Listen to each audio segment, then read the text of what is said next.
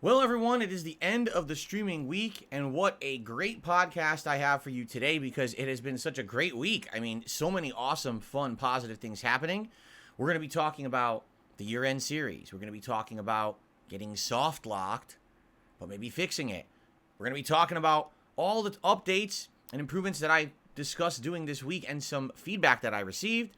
I've also got a huge positive update regarding DSP Throwback, gaming news, and more. So if you're here for a jam-packed, exciting podcast, you're in the right place.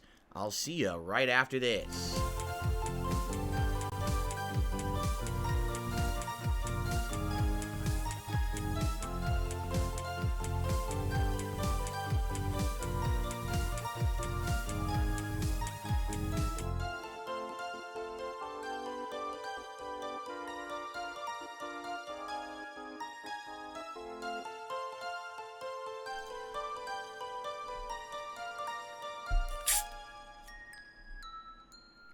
Alrighty, everyone. So, what a week we have had. It's very exciting to talk about all the fun, positive stuff that happened this very first full week of January. So, sit back and relax and get ready for a very interesting podcast. Today is Wednesday, the 10th of January, 2024. Of course, I'm Darkside Phil. I'm not his evil clone. But now I've revealed to the world that I have an evil clone. You gotta wonder how many times he's been here in my place. Interesting. Anyway, welcome to the show. And it has been an outstanding week, if I don't say so myself. Wow. So much cool stuff going on. The continuation of awesome playthroughs. Of course, my year-end series that happened over the last 2 nights, which went really well. And DSP Throwback, surprise launching out of nowhere. Also, other improvements and things that I'm looking to do on the channels that I'm getting your feedback on. So, great stuff, right? And I honestly think that the best place to start when you have a lot of things to talk about is the beginning. So I think we'll talk about yesterday, all right? Because yesterday was a great day, all right? Yesterday, first of all, on the Level 1 podcast, we discussed 2 key topics. Number 1, if I can find it, I think it was this one. Thumbnails. What do you think of the thumbnails that I've been using this year versus the thumbnails that I was using last year, and some ideas and potential for improvement? We discussed this at length, and in general, your feedback seemed to be, go with thumbnail B, because this one is specific to a part of something that happened in a playthrough. That picture will change every single part, dependent on a scene in the playthrough, but it still has the number of the part and the title of the playthrough. Some people voted for C, saying at least with C it looks a little bit more organized, and it's easier to see the logo, but in general, a lot of people, at least live during the stream, seem to want B because they said B, you can see more of the picture, okay? So right now, it seems like people are enjoying the new thumbnails that we've already been using because that's the style that, I say we because, again, you got to remember, it's me and others, you know, working together. It's not just me. I make the content, but there are people behind the scenes helping me with all of this stuff. There's no way I could do all of this as a one-man show, you know what I mean? So I'm very grateful to those who help me so much. Thank you so very much to those who love the content and want to see it look better. I really appreciate that. The production quality this year is very good because of all this help I'm getting, okay? So far, you guys seem to think that B is better, and I'm going with that for now, but I'm open to feedback. Like, I did read video comments last night, and some people thought that C was better. It seems like it's between B and C. Like, you guys don't want just the one static picture that never changes. You like the idea of a picture that changes per part. And that's cool, I think. So, I will let you know how it goes right now. I guess we'll roll with B. The other thing we talked about was the titling of videos, okay? For years, people told me my titles were wrong. They didn't like how they were because I used to just say the name of the game, playthrough, part number, and that was it. And people said, that's too bland, not descriptive enough. You need to change. You need to be more descriptive. So, a long time ago, I'd say maybe like 7 years ago or something like that, I started adding big descriptive blurbs in the titles of my video. So it would be like Baldur's Gate 3 playthrough part 40, Phil talks to the Mind Flayer. That's what it would say. And people liked that for a while, but some people feel like that's a spoiler, and others have said, well, that's all well and good, but the problem is when you're actually looking on like the mobile app at your videos, we never see the descriptors. The descriptive, parts of that are at the end, and when you're looking at videos on the app, it just shows the beginning of the name. So you literally never see it. Unless you're clicking on each individual video, you would never even see what the video is about. And I was like, I didn't even think about that. All my methodology and my design comes from a bygone era when YouTube was primarily on desktop computers, right? Before the vast majority of people started watching on mobile devices. So I didn't even think of it from that perspective. I'm like, holy shit, you're absolutely right. You would never even see those descriptors. So maybe I should change it up, right? So what we were talking about yesterday was there's 3 options. Keep it as it is now, which is just the name of the game, playthrough, part number, and the descriptor. Or we could do just name of the game, playthrough, part number, nothing else, forget the descriptors. Or we could now do part 40, Baldur's Gate 3 playthrough, so at least you see the part number first. Or the last option would be to put the descriptor first. So it would actually be like, Phil talks to a Mind Flayer, part 40, Baldur's Gate 3 playthrough. Okay? So we had all those options. And basically people had different opinions on this. Like there were big split opinions in the chat yesterday. Overnight, a bunch of people weighed in the comments of the video and said, I think I'd like this, I think I'd like that. I'll be honest with you, I don't think there is that much of a consensus on it. But I did get an interesting email that I'd like to read to you today. And I'm going to keep it anonymous. Obviously, don't worry, to the person who sent me this email, there's no way I'm going to read this and give your name or anything like that. But I actually like this email because they explain what they think, okay? So here we go. You ready? Hey, Phil, I want to give my thoughts on your video titles. I don't think you're doing them wrong per se, but there's room for improvement. Your titles tend to be a bit bland and overly wordy. Titles are important after all. There's a reason other YouTubers change a video once or twice to find that perfect traction. I'll give you a couple examples of what I mean. So, for example, your most recent Resident Evil 0 video is currently called Resident Evil 0 Remastered, parentheses, 2024/PS5, close parentheses, playthrough part 9, hyphen, it happens, all in capitals with exclamation point. Bat Boss soft locks my game, no. Yes, that is the title of my most latest Resident Evil 0 playthrough part, okay? So, he says, this title is just a lot. There's unneeded information. It's overly explanatory. It makes it less enticing. It also takes a long time to read, which is very bad for a title. A better title would have been something like this. It happens, hyphen, Resident Evil 0 Part 9. That title is more enticing because it's short, it's snappy, it's relevant to what happens in the video, and it leaves a bit of mystery. Well, what happens? You'd have to watch to find out what actually happens in the video. We don't need to be told exactly what happens, and we don't need things like the platform, the year, or to be told that it's a playthrough. Remastered isn't needed because it's not in the title of the game. It's not really a remaster, it's an upscaled port. So I'm factoring in all this feedback, okay? So let me respond, because actually the email goes on. This is, by the way, if I get feedback like this, I love it. This is so important that I get this feedback from viewers. This allows me to improve. So thank you so much to the person who sent this email, okay? So let me respond to that, okay? The reason that I put things like remastered, the year, the format, and all of that into the title is for a couple of reasons. Number one, maybe the person who emailed me isn't aware of this. I've already played this game, okay? I played it 8 years ago. So if I don't put into the title 2024 PS5, no one would know that this is my modern playthrough of the game. And actually, if you just search for DSP Gaming Resident Evil 0, you're going to get videos from the original playthrough 8 years ago mixed in with videos from my modern playthrough, and you're not going to be able to tell the difference. That's why I put those specific things in the title.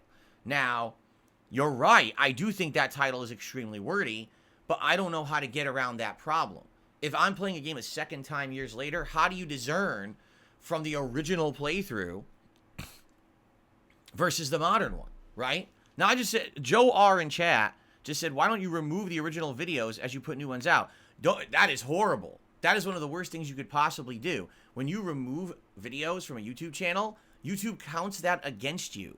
They subtract total views from your channel. Basically, they'll say, oh, well, since you deleted videos, they don't count anymore. So they'll subtract views from your channel, and that actually counts as a negative against your channel when it comes to things like channel rankings and search preferences.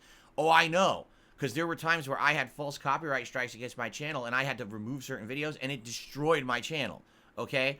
So you definitely don't want to delete videos. Now, you might say, well, why not just make them private? Well, then no one can find the original playthrough. For a perfect example, right now, I'm comparing my original run to the current one. I'm watching videos from the original run after the fact and saying, well, how did I tackle this back then 8 years ago? Because I'm having problems with it now. If the videos were private, no one could do that.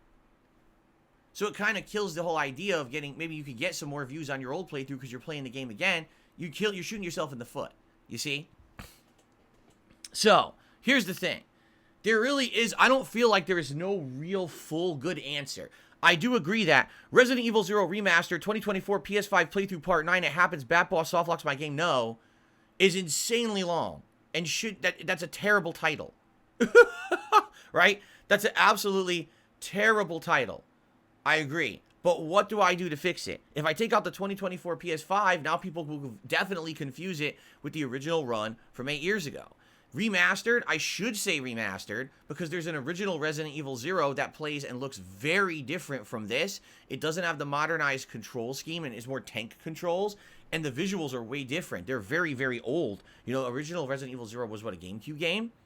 So definitely I think you need to have that in there, or else you're basically misadvertising, you know, what it is. Now, I could definitely take out the word playthrough. If you guys think at this point, I've used the word playthrough in my titling, seriously, since I started on YouTube in 2008.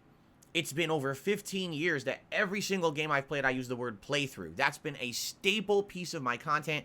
I was using the word playthrough before it was mainstream popular on YouTube. I was using it in every single series, and that's one of the things that you can kind of argue is that I was the person who really made the word playthrough way more mainstream in the gaming community. Everyone else was saying let's play, but I always said playthrough. And then all of a sudden, years later, everyone uses the word playthrough, right?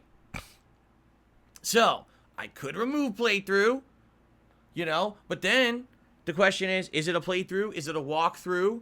Is it a let's play? And there's all different discernments between those things. I know you might not realize that, but you could, you know, a walkthrough and a playthrough are very different. If I don't specifically say that, then people might be confused, okay? So here's the thing, you know, I'm being honest. I agree with everything you're saying, but every single thing that I could take, if I take out remastered, if I take out 2024 PS5, right? If I take out playthrough, it's basically taking away from interesting information that you really would kind of want to know. So I guess the question is, at what point do you decide that the sacrifice of less information is more in the case that more people would watch the videos and like it, right? So I guess we have to figure this out, okay? So let's continue on. Next up, a couple of examples you gave in your podcast, like Baldur's Gate 3 Playthrough Part 40, Talking with the Spore People, WoW Secrets Revealed, or WoW Secrets Revealed of the Spore People, Baldur's Gate 3 Playthrough Part 40. You were correct in saying the first one isn't the best. The second isn't either. You're still including a bit too much information, so I suggest just Secrets Revealed, Baldur's Gate 3 Part 40. It's the same as with the revised Resident Evil 0 title. It's short, it's snappy, it's relevant to something in the video, and it leaves things to the imagination. At the end of the day, a good title is something that grabs attention, isn't too wordy, and still relevant to the video in some way, even if it's just referencing something funny that happened to you or a joke that you've made. And that's the email, all right? So first of all, once again, thank you to the person who sent me this feedback. This is very important feedback that I need to know, all right? So, do we do that? Do we start titling videos differently? Do I make it just like, for example, today in the first video of Baldur's Gate 3, right? Do I title it Friendly Mind Flayer, ? Baldur's Gate 3 Part 40. And that's the title. Or do I say Baldur's Gate 3 Playthrough Part 40, Friendly Mind Flayers, ? You know, or, you know, how do I do it? I don't know. We got to think about this. Right now I'm getting different feedback. Some people are saying just leave it like it is. There's not a good solution. Some people are saying, no, try it. Try the trimmed, right? Views might get better if people don't see this giant bloat. You know what I'm saying? A lot of people are agreeing description first and name second. Okay? So, maybe... No, I'm definitely not labeling it BG3. Even I don't know what BG3 stands for.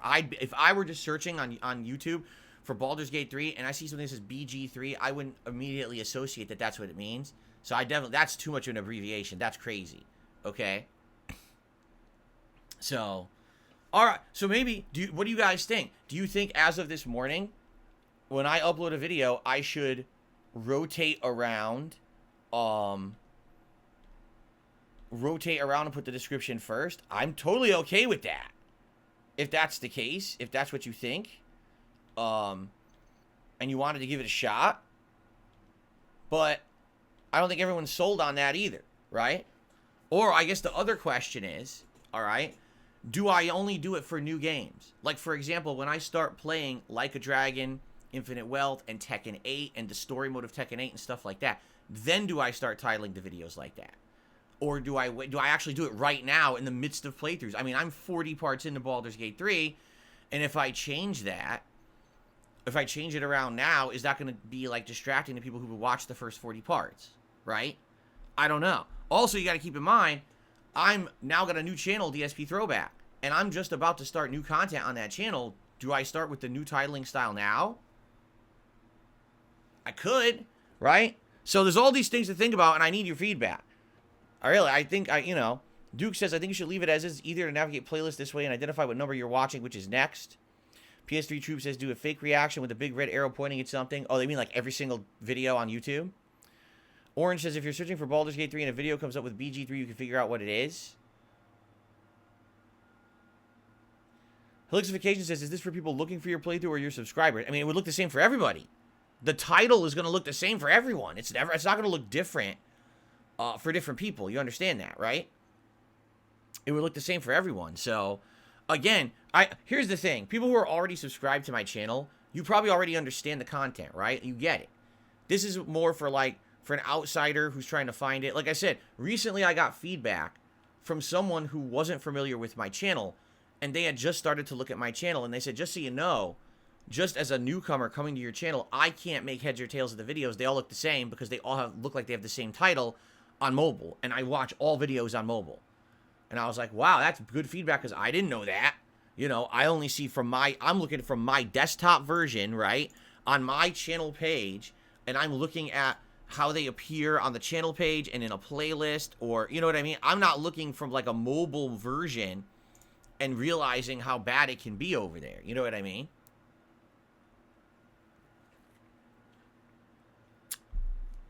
So, let's continue to talk.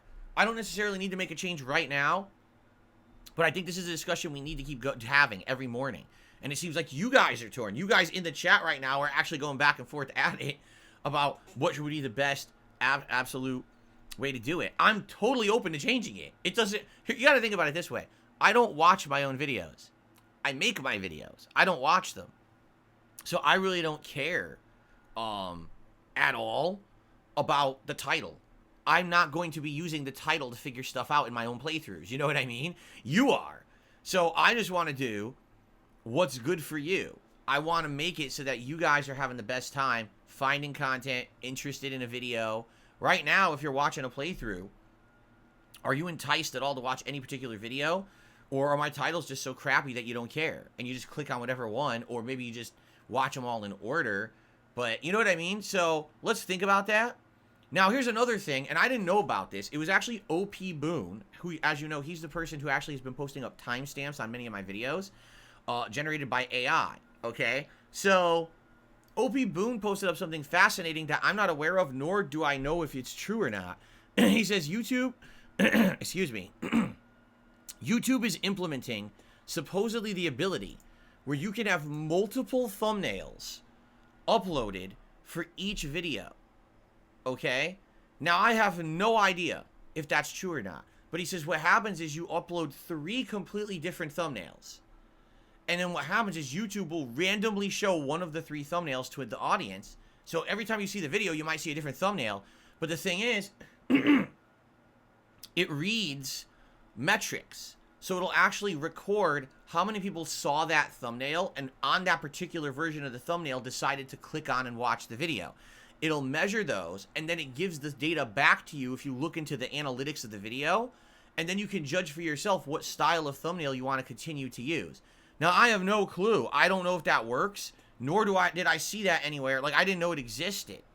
All right? So I'm looking right now, right? And let's say, for example, I go to Baldur's Gate 3 Part 39, and I hit edit, and I'm looking at it, and it says thumbnail. Select or upload a picture. I only see 1. You know, I don't see 3 at all. I only see the option to add 1 thumbnail. So I'm not sure if this is a new feature that's coming, if it's only a feature that's in beta that certain content creators have access to and I don't. I don't see it. So when it comes, or if anyone knows anything about this, if you guys have information about it, maybe OP Boone will watch this back, please let me know more about it, because that sounds interesting to me, and it definitely could be a way to actually have data, concrete data on what works and what doesn't, but I don't see it. So for now, I think we'll roll with the B-type thumbnails, and I think we should continue this discussion about titles. Okay? Okay, yesterday's gameplay.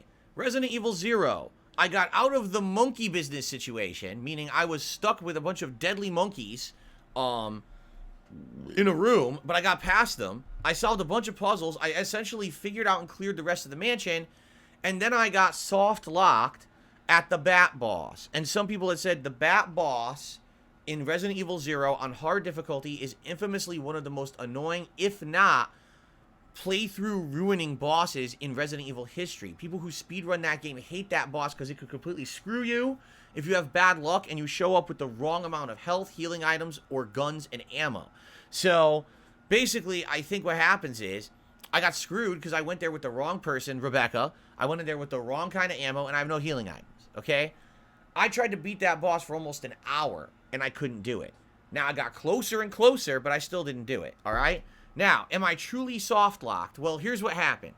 After the stream went offline yesterday, and by the way, can you hear the landscapers in the background? Because they're getting closer. I'm going to have to close my window soon, I think. Can you guys hear them? If you can hear them, I'm going to close the window now.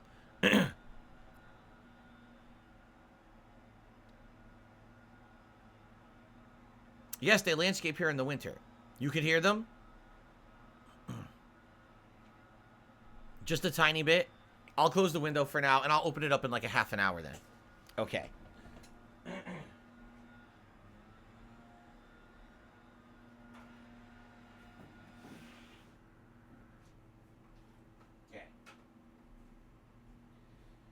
Yes, I live in the Pacific Northwest. It's a moderate climate. It's not tropical or anything, but it's a moderate climate, so we do have landscapers come in the winter.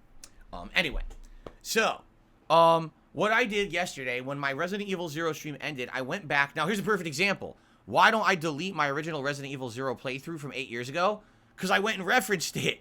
I went back and I saw what happened to me 8 years ago. Guess what? A very similar thing happened. 8 years ago, I actually got there with Billy, not with Rebecca, and Billy only had a bunch of grenade launcher ammo, okay? So what happened was, I got there with Billy, and I had the same complaint. The auto-aim was going all over the place and wouldn't target the boss. Now, at the time, remember, I wasn't an interactive streamer, and so people actually left comments on that video complaining, saying what you should have done is you should have studied. I'm serious. This is what the video comments say. You should have stopped playing the game, and instead of trying to beat the Bat Boss, you should have went online and researched Resident Evil 0. And if I did that, I would have known that there is a hidden mechanic in the game that when you're aiming at an enemy and you tap the bumpers on your controller, you'll change the auto-aim to different enemies in the sky. So instead of aiming for the little bat, you can keep changing your aim until you finally adjust to the boss, and then you can shoot the boss. I'm serious, that's what the comments say. Like, it's my fault that the game has this weird hidden mechanic that's never explained. I'm supposed to just know this psychically, or I should have stopped and studied on the internet on how to play the game. Okay? So anyway, so I read that. I was like, oh, all right. So immediately, number one, that's going to help a lot because I can try to use that when I try to kill this boss again. But the other thing I didn't realize, you can leave the room.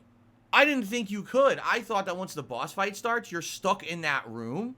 You can leave. So now what I can do, right? I'm Rebecca in my current run. I can go back to Billy and we can swap items. I can get more grenade launcher ammo. I think I have 2 acid rounds and a regular grenade as well back over in the conference room. So I should be able to backtrack and grab other items and put better ammo into my inventory so I'm not so reliant on just the shotgun ammo. And if I can hit that thing with 3 or 4 grenade rounds first and then switch to the shotgun to finish, I think I'll probably be able to beat the boss, okay?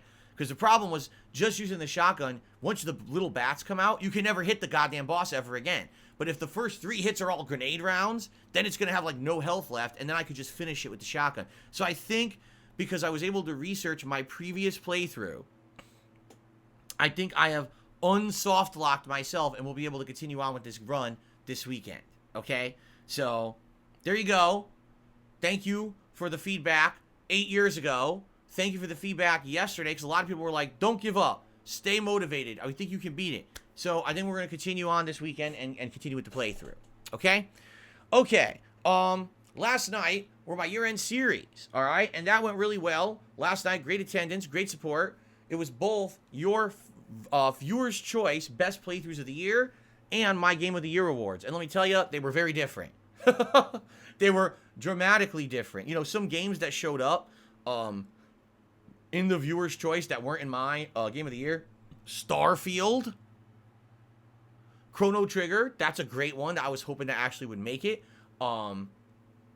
Oblivion. That's a great one that I was hoping would make it. And relatively high up there, which I'm not going to tell you where it was in the ranking, but relatively high up there, GTA 5, the anniversary run. The 10th anniversary playthrough that I did over 2023. So, pretty good, right? Pretty good stuff there. And then my Game of the Year awards, some people agreed with, some people staunchly disagreed with. So, of course, everyone had their little say there. I think it went really well. I really enjoyed doing it. Now they're done, which means now I can focus solely on the new stuff moving forward this year. I'm glad that I got it done relatively early. Remember, there's some years where I got so backed up, it took me weeks to get to it. At least I got to it right at the beginning of January this year, which is good. So thank you for that. If you didn't see it yet, all 3 videos, so the most disappointing games countdown, the Viewer's Choice Best Playthroughs, and the Game of the Year Awards, all for 2023, are in their own individual playlist. You can find them right here on the main page of DSP Gaming, all in a row if you want to watch. It's about 4 hours of content, and I hope you'll enjoy it, okay? Thank you again to anyone who attended live and or supported the playthrough. The events. I really appreciate that. I know it takes away from doing the new gameplay, but at the same time, it's really awesome that once a year we do that annual event, and a lot of people enjoy it and like it, my longtime viewers particularly. So thank you so much for that. Cool. Now, also, other things going on. Shall I? Well, okay. Let's talk a little bit about what happened yesterday on DSP Throwback, okay?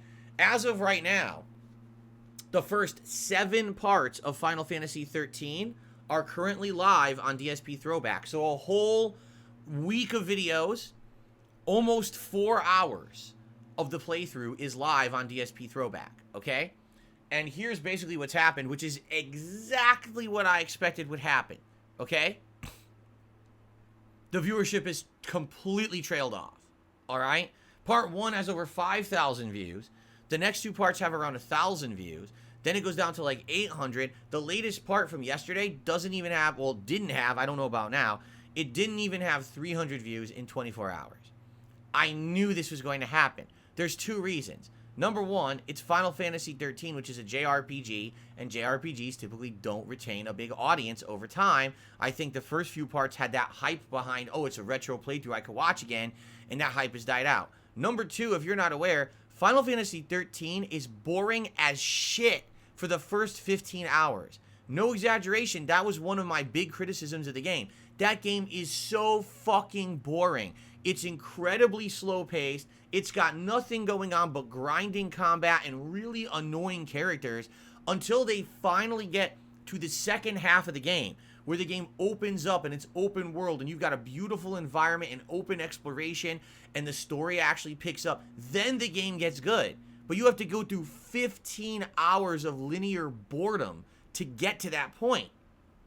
I've been watching back my own videos. I'm bored of the game. And I'm watching my own playthrough. I'm like, dude, this game is fucking boring as shit.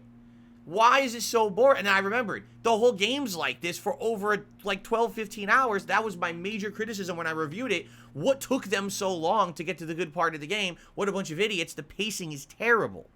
So now I'm not shocked that we're 7 parts in and the playthrough interest has fallen off, because my interest is falling off. Even watching my own fucking videos, I think it sucks. Okay? Now, here's the thing. Am I going to stop uploading Final Fantasy 13? No. You guys asked for it for years. You're going to get it. The project is in full swing. We're going to keep moving forward with it. All right? But rather than only make that channel the full-time Final Fantasy 13 channel, it's already begun, ladies and gentlemen. I put a sneaky secret video up last night. That's right. I didn't announce it. I've been releasing stuff on that channel on the sly, and people haven't been realizing it. And then I tell you about it, like, oh, really? I released a Red Dead video last night. I did. Did you know that? Did you check it out? Were you subscribed? It was a secret, sneaky video. Okay? What this is about a 5-minute video that is the intro that I did when I was starting my original Red Dead Redemption playthrough in 2010. This video is very interesting because I talk about my efforts to play the game over the course of Memorial Day weekend. So I outright say in the video, I want to beat this game in 3 days. Now, how often today do I do that, right? Never. But back then, things were very different. I talk about what's going on in my life at that point. I even talk about getting snacks and drinks. I show some of them on the camera that I actually have for that playthrough to gear me up for that whole, weekend of playing the game or whatever. So I watched the video. I was like, this is fascinating. And by the way, it shows the old Xbox 360 dashboard, which is a classic, right? So I uploaded the video and I watched it back and I was like, wow, like this is so reminiscent of a different era. Today I start a playthrough, and usually when I start a new playthrough, we're over here. We're on the dashboard of a modern console. See it behind me? And I'm talking usually a little bit on the dashboard when we start, and then we boot the game. Or sometimes I just boot the game right up, and I'm on screen and everything. It was so different back then. The style of creation and stuff like that. It was fascinating to me to see. I was like, wow, I totally remember doing this.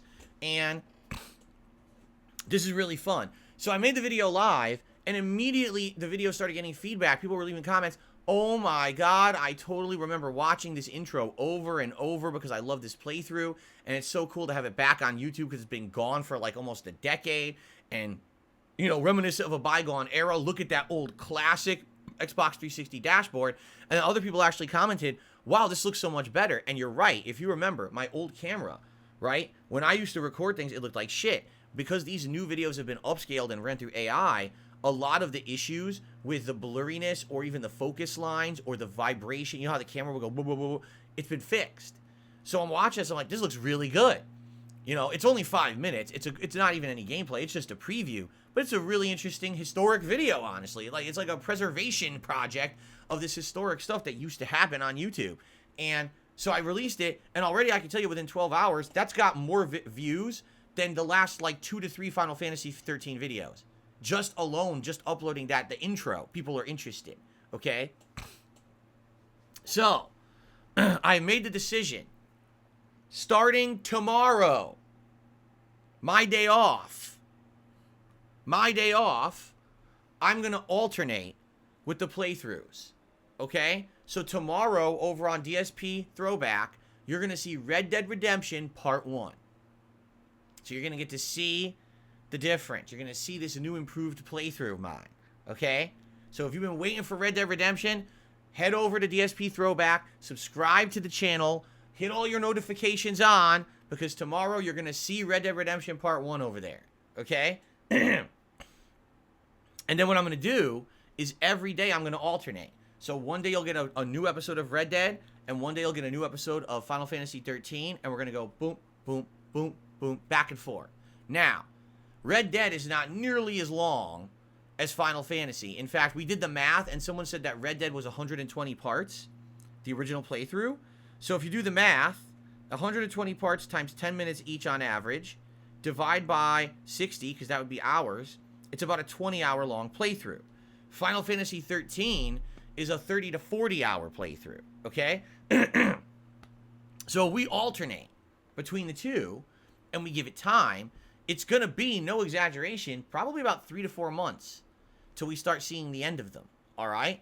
But it's going to be new content on that channel every single day, all right? So as long as the pacing keeps up, and I'll let you know if anything goes awry and we can't keep that pacing going, okay? But that's two completely different styles of playthrough, right? Not even close to being the same. They're very different. So hopefully this will bring different audiences. If you were all in on the Final Fantasy 13, well, you've got about 4 hours to watch already, and now every other day you'll get a new half hour. But if you've been waiting for Red Dead, now you're going to get your fix of Red Dead started up, okay? Now, of course, there is other content in there that we can also do. For example, there's the LA Noire playthrough, okay? There's the Lost content that's not gaming related. Like I said, I believe I have a few different trips to like a Comic-Con and other things, some Lost vlogs. I found Lost vlogs in there that absolutely are not present anywhere on the internet. You can't watch them right now, okay? In addition to that, if you remember, Red Dead Redemption, okay, has both an Undead Nightmare DLC that came out for Halloween that year, and it has an awesome online mode, which I played and had a couple sessions of. I think there's 2 sessions of it that I did. That's many hours of gameplay of me doing co-op with my friends to try to get footage for the series that I called Suicide Kings, where it was basically us trying to attempt to kill ourselves in creative ways that were hilarious, okay? So I've got all of that stuff that at some point we can also work on. I don't want to jump the gun, and I don't want to flood you with so much variety of content on DSP Throwback that now we're doing too much at once and you never get to see what you like. Because what if you only like one playthrough? Do you really want to wait 4 days for a new part? Probably not. So I think what we'll do is we'll alternate the two. We'll do Final Fantasy 13 and Red Dead 1, and we'll just alternate that for a while. Now, if we go 2-3 weeks and things are getting stagnant and people are like, yeah, we'd like to mix things up, then maybe we will do something different. Maybe we will upload something different to the channel, okay? Remember also, excuse me, what I said I would do eventually is I would maybe do a stream or two over there that's a little unique. Maybe once by the end of this month, I'll just do a random stream where we just chill together, all right? And I just talk about what it was like in the old days being a YouTuber. And you could ask me questions about, you know, what was it like using a camera? What was the upload process like? What was it like not having any interaction with anyone and instead relying on video comments? What were the comments like back then in the system? How about the whole system of YouTube itself? With the channels and everything, what was that like? You know, were you a top YouTuber back then? What was that like? How did you tell? What was the grading system to figure that out? Who were your main competitors back then? What was it like being known in the YouTube community? Did you go to conventions? Did you talk or hang out with other YouTubers and stuff? There's a million things we could basically talk about, okay?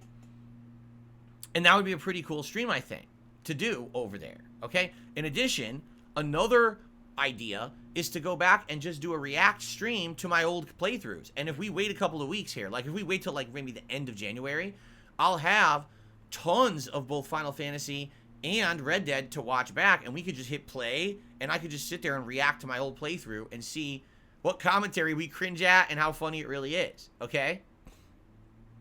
That'd be pretty cool. So that's some ideas of variety of stuff that we can do over there, but we're not going to jump the gun with that yet. Instead, let's let the videos upload first. Let's have a couple of weeks of solid video uploads over there. Now, I just want to let you guys know, the views are doing good on the channel. The subs, you know, I think I gained 400 plus subscribers on the channel in a week since I announced this project, which is excellent. And, you know, it's looking good when it comes to everything I'm looking to do with the channel so far. We're not there yet, but I feel like now that I'm going to start uploading Red Dead, we're going to see another boost. You know what I mean? Like, we're going to get another big boost of views for people who want to see Red Dead. So that's going to help with what I'm trying to do with the channel. Remember, I'm trying to get it repartnered and everything. And I think that's going to get us right on track with where we need to be. Once I have more information on that, I will obviously share it with you. Right now, I don't really have anything new to share, okay? But anyway, that's all positive news in regards to DSP Throwback. So check out the little preview video of Red Dead that I put out yesterday, and then starting tomorrow, Red Dead Redemption 1 begins on DSP Throwback. You can find this channel, by the way, youtube.com/@DSP Throwback. I hope that you will give it a look, okay? Now, let's go through the schedule for the rest of the week, and then I got a little bit of game news to talk about, and then we're going to get to shout-outs. So, schedule for the rest of the week. Today, more Baldur's Gate 3. I'm excited because we actually got to an interesting part of the Underdark where we're talking to 2 NPCs who seem to be very, very unique. These NPCs are essentially enemy archetypes, but they're friendly. And so we're getting some interesting lore and information over there. Man, excuse me, I just got something in my throat. Okay, it's a little better. Sorry about that.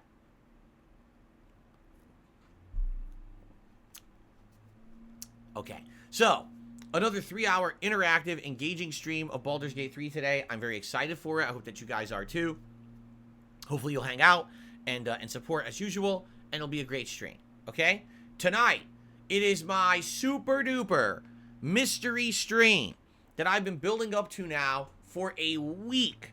I've been telling you that Wednesday night, it's the night when I'm going to be doing something very special here. And I absolutely think that everyone can make it to tonight's late night stream, should be here. Okay? Now, if you can't make it to the stream, that's perfectly fine. As you know, I record everything that I do and upload it after the fact as an archive here on DSP Gaming.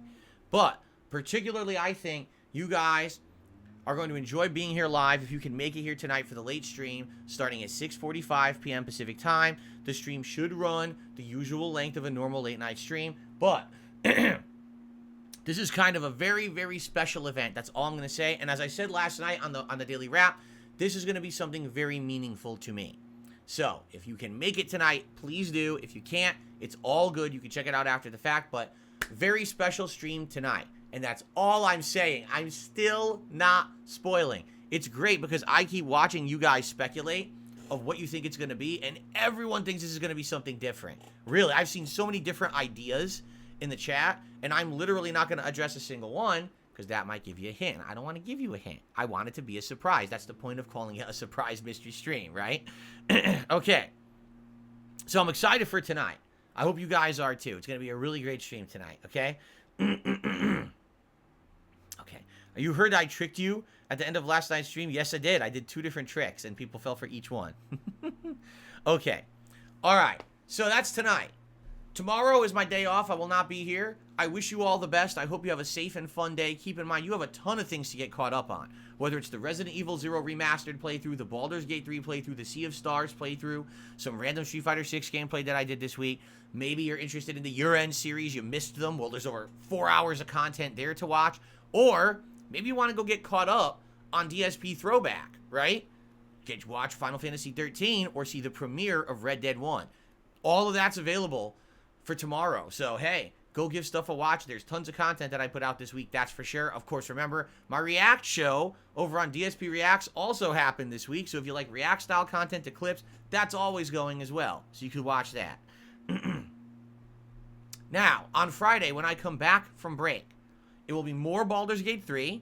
Of course, the very epic, traditional Phil's Day Off segment of my Level 1 podcast to talk about what I did on my day off. I'm sure I'll have updates for you on titling and DSP Throwback. And then Friday night, we're going to do Friday Night Fights. I decided I'm going to do a stream of Dalsim to go back to, the swing of things with the characters that I'm good with. So we'll do some Dalsim on Friday night. Saturday, it'll be Resident Evil 0 Remastered, where we're going to unsoft lock myself, and by hook or by crook, and however it takes, we're going to beat that bat boss. All right? It's going to be defeated, and we're going to continue on with that playthrough. Tuesday night will be the continuation of Sea of Stars. Okay? I said Tuesday night? I meant to say Saturday night. Why did I say Tuesday night? So Saturday, it is Resident Evil 0 Remastered and Sea of Stars. Excuse me. I don't know why I said Tuesday night. Sunday is my React show, DSP versus the Internet. And then Sunday night will be maybe a one-off late-night stream of Modern Warfare 3 multiplayer. I feel for variety purposes, maybe it kind of makes sense to just squeeze one in there to mix things up a bit, but we'll see. Monday will be more Baldur's Gate 3 and possibly either Street Fighter 6 or Sea of Stars. Tuesday will be more Resident Evil 0 Remastered, and again, possibly more Street Fighter 6 or Sea of Stars. And then Wednesday will probably be more Baldur's Gate 3, and we'll play it by ear and see what we want to do Wednesday night. And I like that. I like that I have the ability that I can kind of change on the fly and figure out what these night streams are going to be. Okay? So, that's the week. And it should be a good week, by the way. Every day, hopefully, again, if we stay on track, there'll be one new video on DSP Throwback. Yes, the React show will happen on Sunday. So, all this stuff happening, okay? The only other big thing you got to worry about, not really worry about, but look forward to, I should say, is I am going to do another Super Bowl event this year. Last year I did one, and people really loved it. So the first major marathon event we're doing in 2024 is the Super Bowl party. We're going to do it the day before the Super Bowl. So I believe the Super Bowl is Sunday, February 11th. So we'll do it February 10th. And now we have a whole month to sit here and talk about it. What is it exactly that we want to do with this event? Let's discuss in detail, right? Let's figure that out and go from there. So, awesome, right? Let's talk about this. Thank you to everyone who, is helping with some ideas. And now we can seriously start talking about it more in depth. What would you like to see? Do you want to see gameplay? Do you want to see me react to Super Bowl related ads? Would you just like to hang out and talk about particular topics? What kind of, should I order food? Should I have snacks? So last year I had snacks. They didn't work out too well. I'll probably have some booze and stuff to drink during the event. I'll be dressed up in an NFL outfit and stuff like that. So, it should be fun. So, let me know what you think, and we'll start talking about that over the course of this month. Okay? Alright, so before we get to news, just a quick reminder that here on DSP Gaming, I'm a crowdfunded individual. I'm not making insane amounts of ad revenue because I don't bring in tons of views. Instead, I'm reliant on your contributions during live streams to make a living. So if you like everything that I'm doing here on stream, please support it in some way. Right now, we are at a record high number of members. The most we've ever had is 1080. We have lost a few over the last few days. We're down to 1055. Would be great today if you want to consider becoming a member of the channel and getting all the benefits you get for that, or maybe gifting some memberships to the community. That would be amazing. I see some names who would definitely be accepting of some gifted memberships today in chat. So please consider that. And of course, every stream I do, I try to hit at least the tier 1 tips goal of $50. If we hit it, great. If not, it's not a huge deal, but it is the goal that I have. And of course, if we hit higher goals than that, we'll have little tiered rewards like me putting on a silly hat or a vest or something like that. Okay? So please consider it. Thanks in advance to anyone who contributes to my streams in any way. I really appreciate that, and you're the ones that allow me to make the content that I love and keep going, despite the fact that I am very independent and I don't take sponsorships, partnerships, paid promotions. You guys keep me going, and I really am grateful for that, so thank you. It's time for gaming news, also known as DSP News. Everyone's favorite segment of the show, of course. Let's just jump right in for time constraints here. Hogwarts Legacy officially sold over 22 million copies, making it the most selling game of 2023. No one can dispute it. 100%. It is confirmed. And therefore, it's hilarious to me that the games media acts like the games doesn't exist when it's the best-selling game of the year. To them, it doesn't exist because they're all leftists who cannot separate politics from games. It's very disgusting. Thing is, we already kind of talked about this over the last couple of days with my year-end series, so I don't really want to beat the dead horse on this, but I do find it hilarious how hypocritical and insanely disingenuous the games media are, that they pretend like Hogwarts Legacy doesn't exist and isn't a good game when it's the best-selling game of the year. That's all I'm going to say. So CES has been going on, the Consumer Electronics Show, correct? And they've been showcasing all this kind of crazy stuff. They got a translucent LED technology that looks futuristic, like sci-fi movies from the 1980s, and it looks like this is going to be coming to fruition soon for consumers. But one of the things that is coming out is all these movies, right? So Gravity Rush, a game that I thought, like Sony probably forgot about, is apparently getting a movie. Star Wars, The Mandalorian is going to get a movie, right? So I am not dedicated in following this, but it's weird because it's supposed to be consumer electronics, yet they've announced all these pop culture things at the show. Isn't it funny? Because isn't that what happened with E3?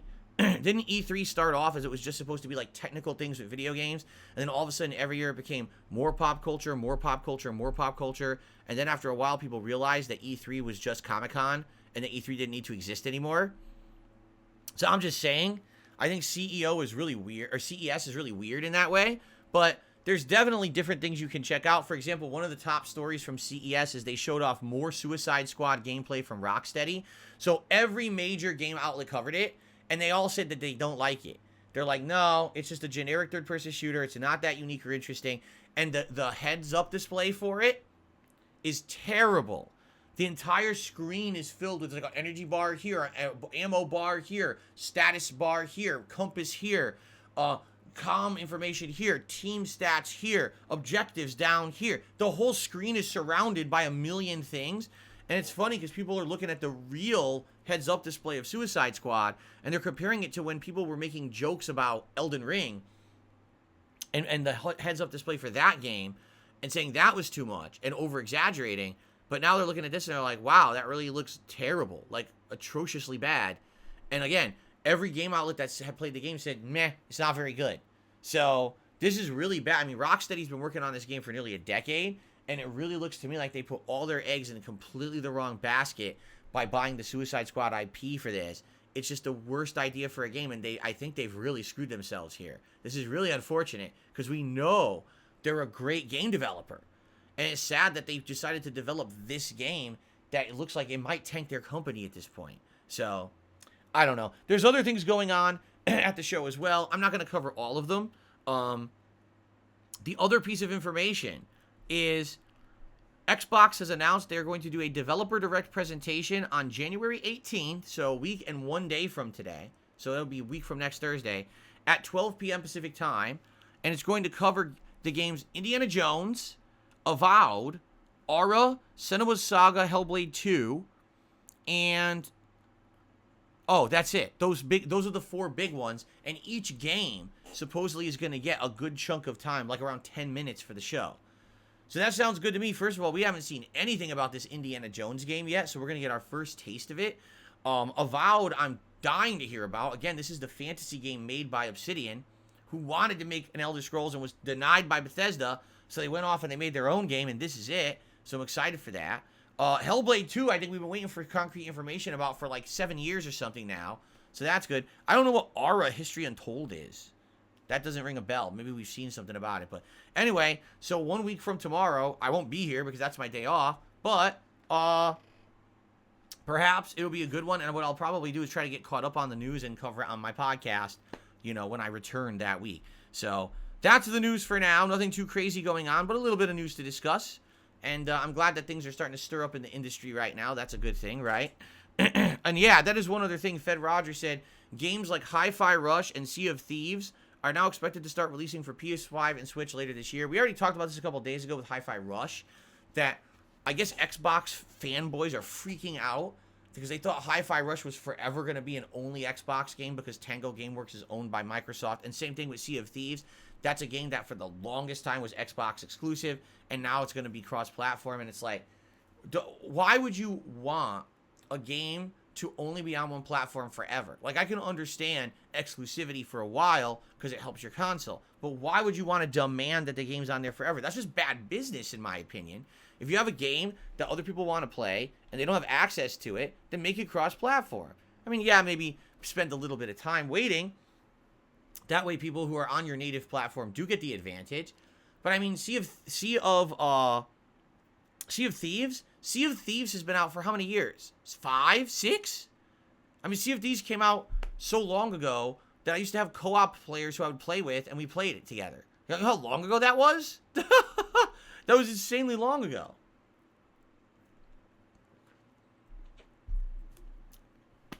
I just don't get this weird mentality of console wars in 2024. It's just like, it's a 10-year-old outdated thing. Anyway, so yeah. All right, so there we go. Thank you very much for watching the news segment. And we're done. So now what we can do is we can head on to Shoutouts and do a little bit of Q&A for the rest of the show. We start off on the YouTube side of things with absolutely nothing. We have no shout-outs for anything because there's no super chats, no memberships, nothing. So I don't have to shout anything out there. But I will move over to the tip side of things. And it looks like the first tip of the day is a $1 tip from Playcool, who says, shout out to OP Boone for doing his stuff with AI. It helps a ton when it's time to catch up with your stuff. Much thanks for that, man. You are a wonderfully sexy beast. Whoa. Whoa, whoa, whoa. You may be overstepping your bounds, and we may have to notify cancel culture that you're getting a little bit too friendly there with OP Boone. Watch it, Playcool. He says, I vote for the titles to remain the same. Simplicity, please. Game, part number, clickbait title. It'll be a pain to find stuff in this order is not respected. Feels like people are creating a problem out of nothing. So Playcool is suggesting we keep the titles exactly the same.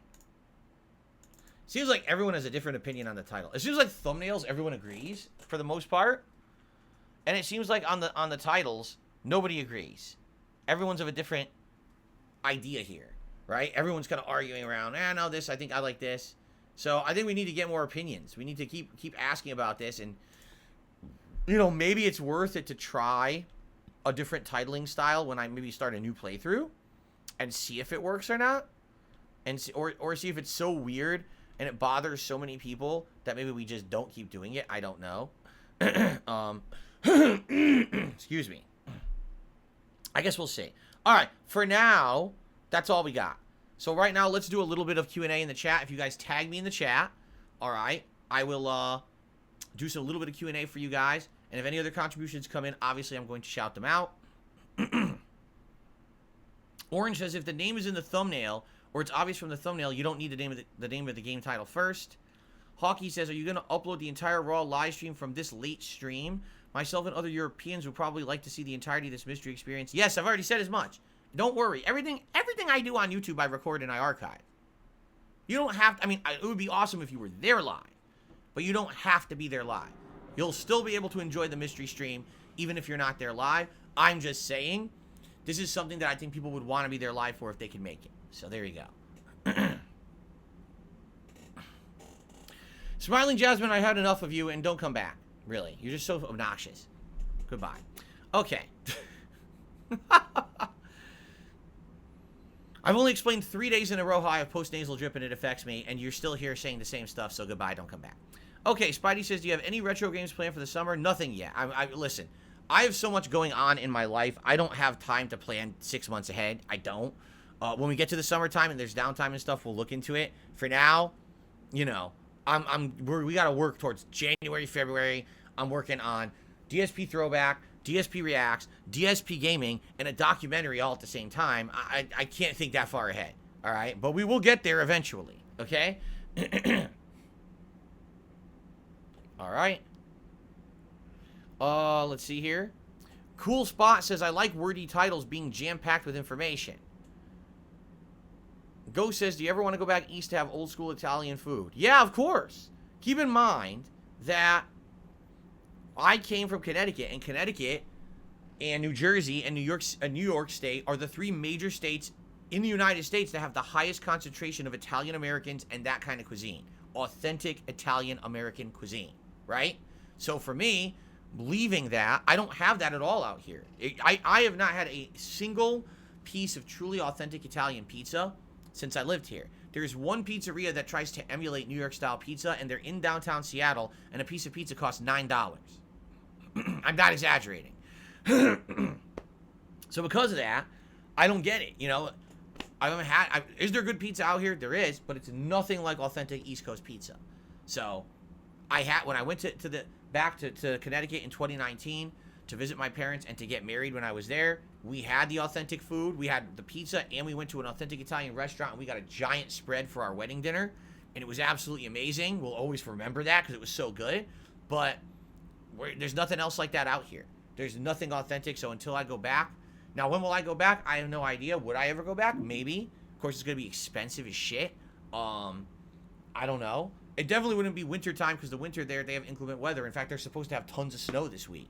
So imagine if I had planned like a Christmas trip, it gets snowed in there, right? So there you go. But maybe I would go back another time to visit. We'll see. Let's see. Playcool says, with Baldur's Gate 3, before the point of no return for Act 1 comes, be sure to do meaningful content with Lae'zel and the Mountain Pass. All right, we haven't even gotten to the Mountain Pass yet, so I don't think we have to worry about that too much. Battle Duck says, you convinced me. I will wake up at 4 a.m. to make it to your stream. Well, I wouldn't do that. I'd sleep and just check out the stream after.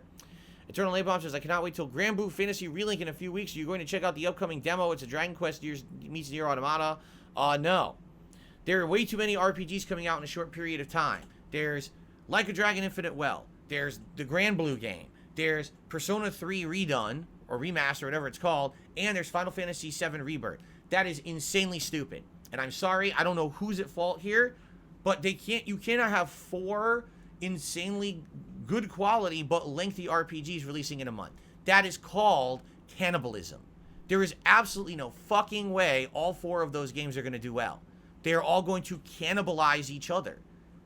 And there's no way they're all going to sell well. So what's going to happen is 1 or 2 will do well, the other 2 will do poorly, and then you're going to hear the woe is me, oh, I just don't understand it. Why did our game not sell well? It's such an amazing game. It must be the games industry just doesn't get it, or the journalists. No, it's because you all released your games within a month. No one's going to buy 4 100-hour RPGs in a fucking month. Are you out of your mind? That's stupidity. It doesn't make any sense at all. Even me loving that style of game, there's no way I'm buying all 4 of those. And the one of all of those 4 franchises, right? The one that I wouldn't buy the least chance would be Grand Blue, because obviously Final Fantasy VII is the biggest of those 4. I think we can all agree it's going to have the most hype around it. Like a Dragon, I absolutely love. I've played almost the entire franchise. My viewership wants it. And then even if I had to choose a third one, I've played all the Persona games, and this would be an amazing version of Persona 3, now played like a modern Persona 5. Why would I pick Grand Blue? You know what I mean? They fucked up. That game should not be coming out during this time period whatsoever. They have completely shot themselves in the foot. And I think you're going to see this. This is what's going to happen, is that a few of these games are going to underperform, and we're going to have to hear about, oh, it's the RPG crash of 2024. No, you just all released your games in 1 month. What the hell were you thinking? This is not a quick platformer game you can beat in 2 sessions. These are games that take insane amount of investment and time. You can't have 4 of those games at the same time. So, I think they fucked up. I'm being honest with you. I'm not saying the game's bad. I think they fucked up. These game developers need to look at the entire spectrum of games that are releasing and strategically time the releases. I'd say in the games industry, okay, it's maybe 70% about the quality of your game. Okay, I take that back. It's 50% about the quality of your game, 25% is marketing and hype, and 25% of your success is timing. Because you can have a great game with a bunch of hype behind it, and if it releases at the wrong time, no one cares.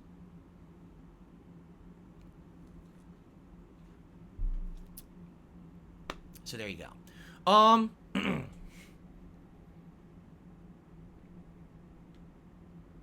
I received a $20 tip from 1 Minute Man.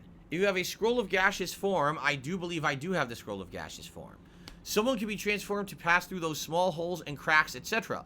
The disguise self spell can do the same thing and much more. Very useful. I don't have the disguise self spell. I think I had the ability to get it at one point and I didn't. But I do have a few of those scrolls of gaseous form. Although I feel like in real life I'm an expert on being of gaseous form. So maybe I don't need a scroll to do it in real life.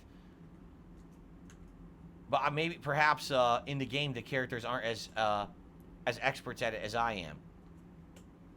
So there you go. Thank you for the tip, and thank you for the tip. It's a tip within a tip, right? It's a game tip and an actual tip at the same time. And I really appreciate that. Thank you, 1 Minute Man, for your usual support of everything that I do. Cool. All right.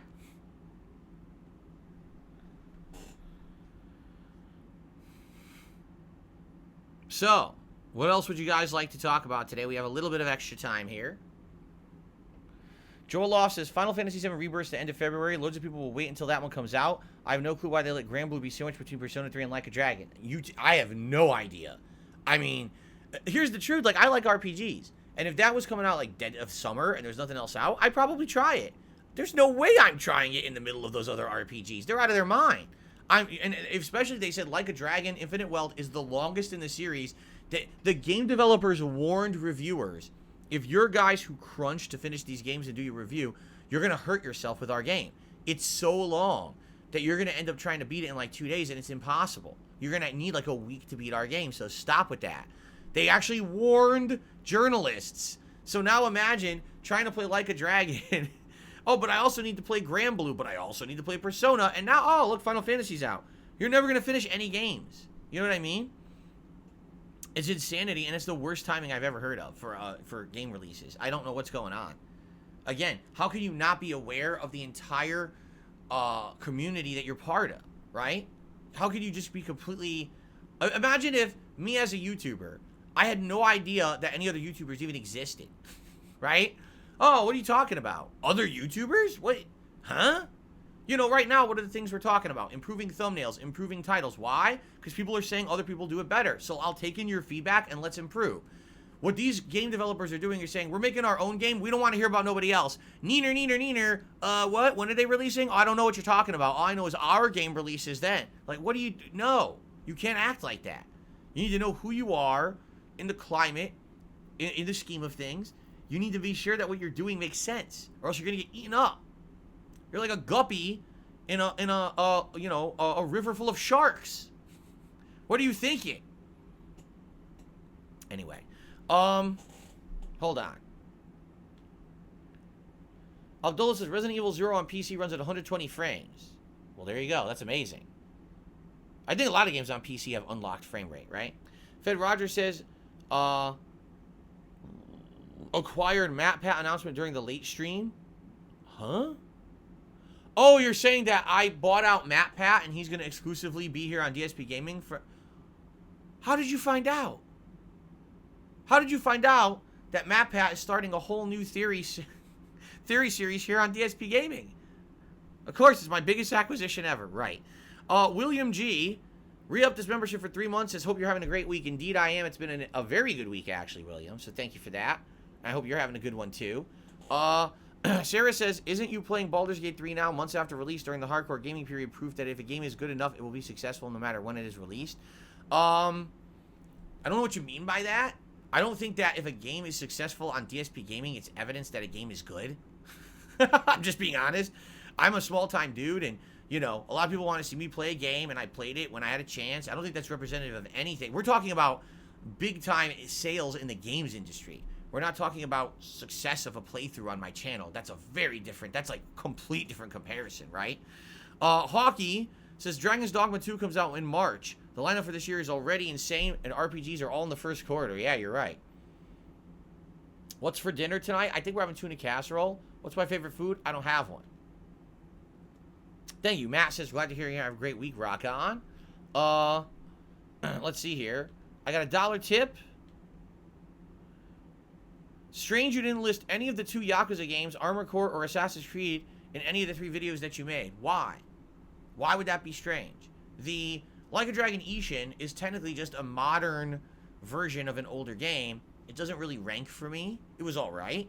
Like a Dragon Gaiden was good, but again, more like a filler game, not really a full-fledged Yakuza release. I mean, that's why they sold it for discount and also put it on Game Pass. The story is very short, and everyone knows it's basically a bridge game between the last Like a Dragon and the next one. So it doesn't really need to be recognized as an outstanding game. It was good, but it definitely didn't like it. Like, I would definitely say other Yakuza games are much better than that, right? So it's not going to rank for me. But it wasn't disappointing. It just wasn't amazing. Armored Core I really liked, but did it blow me away? No, it didn't, honestly. It was good. It was a solid experience, but it also didn't really like, oh my god, I can't believe how good this franchise is, and I can't wait to play the next one. It's just like, nah, it was all right. I enjoyed it for what it was, so it didn't blow me away, but I didn't hate it, so it's not disappointing. Assassin's Creed, again, like, you know, these are just kind of meh games, and games to me that are kind of meh, they're not going to ever rank for me. While they're not disappointing, but they're also not that great, so it shouldn't be a shock that they didn't rank in my countdowns, right? I think what it is that I don't rate games anymore. I don't do game reviews. So a lot of you maybe think one thing about a game that is not true. Like, maybe you thought I loved Armored Core 6. I thought it was good, but I wasn't blown away by it or anything. I had a lot more fun with other games, hence they made my countdown.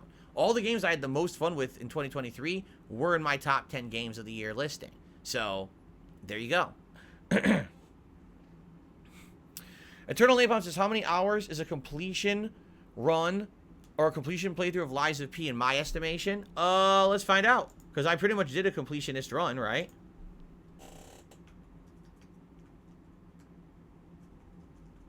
I did everything that was available in the game. So, it was 22 parts. So, 22 hours, roughly. I think that's what people were saying on average. If you're really good at the game and you kind of steamroll it and don't have issue, you can beat it in like 15 hours. But if you're the average player, it'll be roughly around 20 to 25. And if you really suck at the game, it's probably longer, right?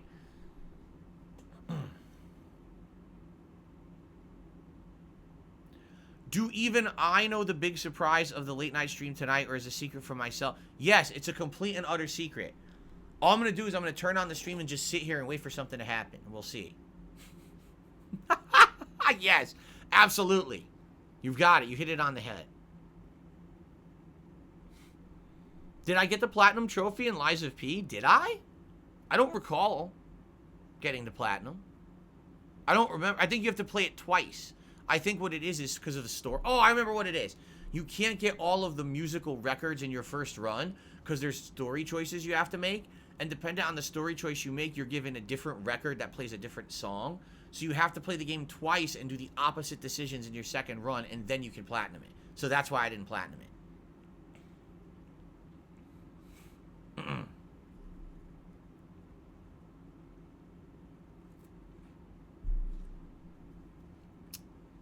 Would I play Lords of the Fallen sometime?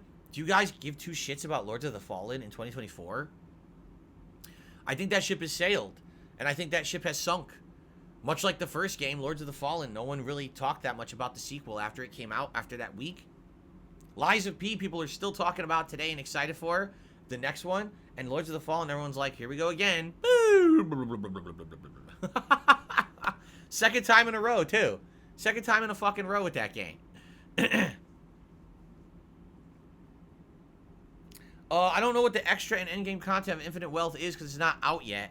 So I don't think that I should be answering a question if I'm interested in doing it. How would I know, right? Does my wife ever watch my videos or give ideas? Yes and yes. Sometimes she'll watch streams. Sometimes she won't. It depends. Like, for example, she doesn't like Baldur's Gate 3. So she wouldn't watch this stream. But when I was playing Like a Dragon Gaiden, she watched pretty much that whole playthrough. She loved that game and wanted to see me experience it. And sometimes she'll say if she liked the stream or not. I think every week she watches the React show to see the different variety. Now, she doesn't watch the whole thing, but she'll watch and comment if she saw something on it that she liked or something like that. Will I continue with Baldur's Gate 3 even after new stuff comes out? What we got to do is see what happens. Let's let the new games come out on the 26th, right? It's a little bit over 2 weeks away. Let's play them for about a week or so. Let's see. Maybe if you guys wanted, we could have Baldur's Gate 3 continue as night streams for a limited time, right? And then we make the judgment. What stays as a day stream? What stays as a night stream? You know, we have to figure that out together. But I always told you guys, new releases are going to take priority over Baldur's Gate 3. That I was going to give it a good amount of full time. And look, I've committed to that. We now played Baldur's Gate 3 for almost a straight month. We're at 40 hours plus in, you know. You guys knew how long the game was, and you knew it was going to take months and months and months to finish it. So I lived up to my promises and commitments. Now, if it goes on hiatus for a while, I don't want people complaining. I told you the game's too fucking long for my format. I told you that up front, that there was no way that I was going to be able to be the full game playthrough as a mainstream throughout. There were going to be other games that were going to come out and take priority. So I don't want to hear complaints when I have done everything that I promised. Some people just have unrealistic expectations, I feel. Like, just because Baldur's Gate 3 is out, oh, I'm just going to drop my whole life for the next 6 months to fucking play it nonstop. No, I'm not. Okay? I received a $4.20 tip from Dan the Man. Thank you very much, Dan, for the tip. I appreciate that so much. It's good to have you here this morning, Dan. Gets us up to 26 so far, which is a great start for the day before we even booted the game. Thank you, thank you.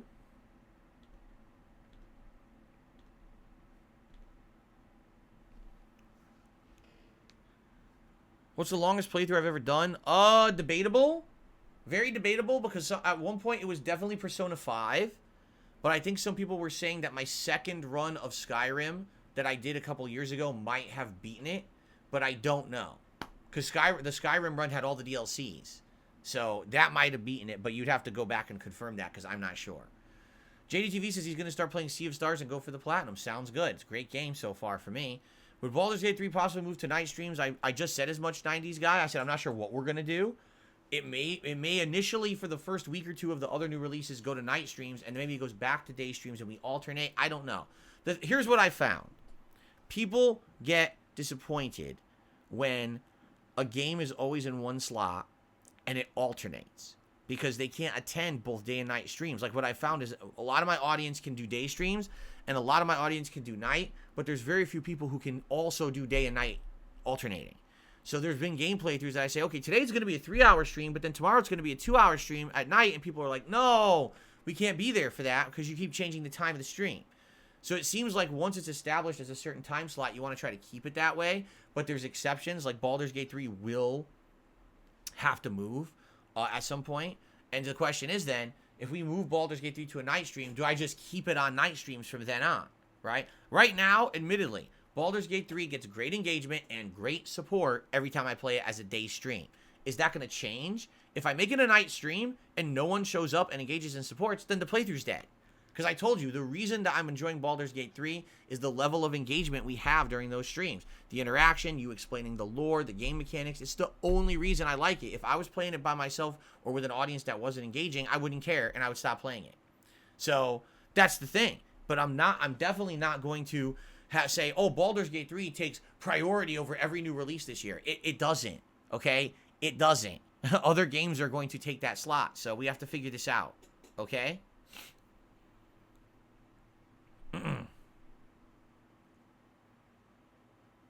There you go. See, a lot of people are saying I can't watch night streams, so Baldur's Gate 3 will become unwatchable, and that's the problem. I can't play every game as a daytime stream. That's just not possible. Not every game can dominate my day slot. It's not possible. You know, they just at a certain time. I get it. That's the hot time because that's the time when more people can watch, and it's the longer slot. I can't. You know, what do you want me to do? Clone myself and have 2 streams at once? I can't do that.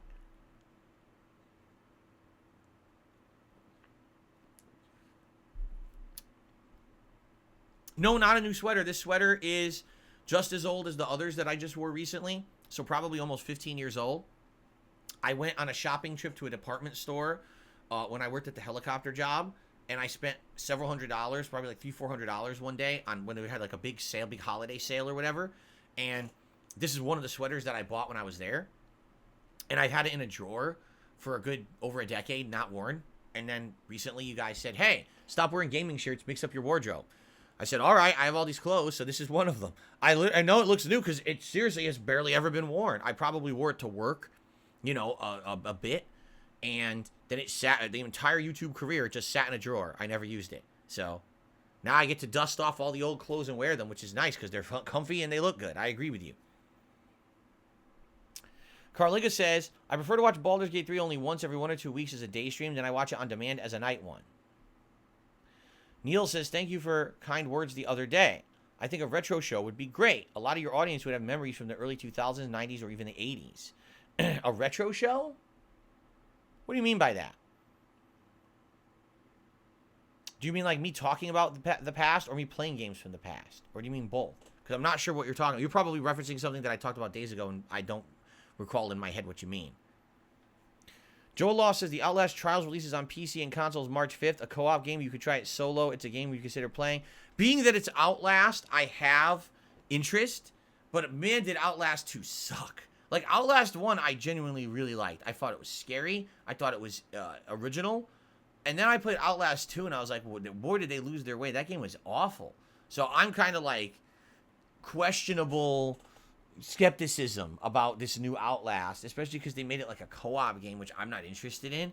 So I'm doing a wait and see attitude on that one. It's a maybe.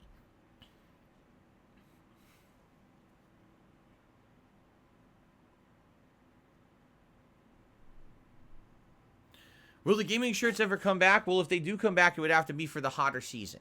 Like when it comes, hotter in the spring and summer. Maybe what I would do is alternate between those shirts and the button downs. Remember, I have a series of like 8 or 9 button down shirts that I was wearing over the summer. So maybe I would alternate between those and the gaming shirts back and forth, much like how I alternate between like the sweater or a button down shirt now for the fall and winter. So maybe that's what I'll do. We'll see. Can I react to an old playthrough of mine in the future? We already talked about that. That's something that's very high potential for DSP Throwback. Yes. Did I ever play any of the Tecmo Deception games? Tecmo Deception? Doesn't ring a bell. Anyone recognize Tecmo Deception? I don't know what that is. Joel Loft says, to clarify, there's an actual Outlast 3. They said to get... Oh, really? They said to get to work on that one after Outlast Trials? Then why are they even making Outlast Trials? Just fucking make Outlast 3. What? That is stupid. That sounds really dumb. I thought Outlast Trials was Outlast 3. It's not?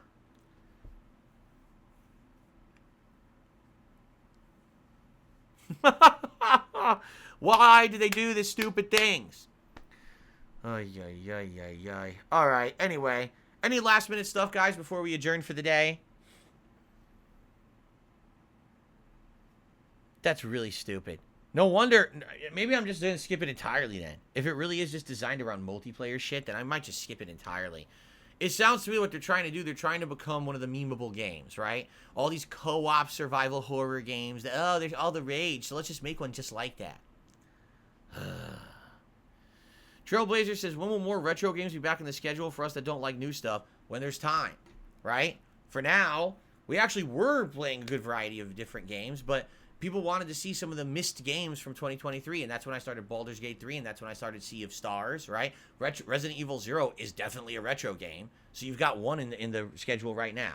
But I always like to do variety, so it's always a possibility. When there's too many new games and we got to juggle them all, there's not much I can do, Parasolo says, well, you think Wolf Among Us will get delayed another year? Probably at this rate. We never get any information about it. I wouldn't be shocked. Outlast Trials is a prequel to Outlast 1. Oh, I didn't know that. Will I play Gollum or Rise of Kong? No. Neil Smith says, a show where exchanging memories and stories may maybe try a game you haven't played. That sounds like an interesting show.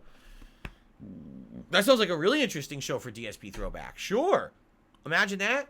Maybe like once a month we do a special stream where we just reminisce about the past and, maybe jump into a retro game or something like that from the Switch, like Switch Online or something. Yeah, I would love that. That would be right up my alley. Sure. Exactly. My Ruin says, chasing trends.